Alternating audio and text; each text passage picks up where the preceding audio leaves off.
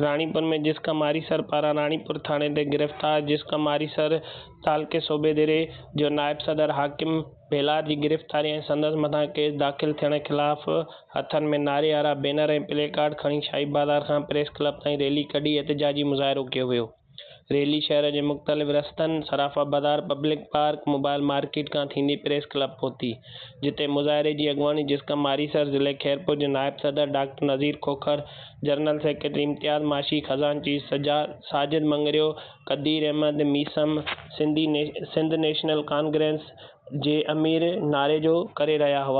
उन मौके ते अॻुवाणनि ॻाल्हाईंदे चयो त 14 फेबरवरी खां जदोजहद जिसका मारीसर पारां शुरू कई पई वञे। इन सिलसिले में जिसका मारीसर तालके सूबेदारे जे नायब सदर हाकिम बेलार खे संदसि भाउ रुखसार बेलार समेत गिरफ़्तार करे मथसि राणीपुर थाणे ते केस दाख़िल करे लाकअप कयो वियो आहे। हिननि वधीक चयो त राणीपुर थाणे जी हद में ॾोह सरेआम थी रहिया आहिनि, पर पुलिस उन्हनि ख़िलाफ़ का बि कार्रवाई न पई करे।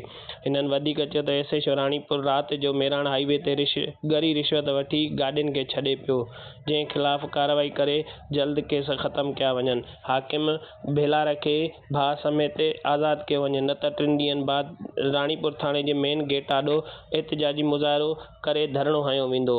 कैमरामैन जाफ़र राजपूत सां गॾु शकील अहमद शेख, कोशिश डिजिटल, दरादा शरीफ़।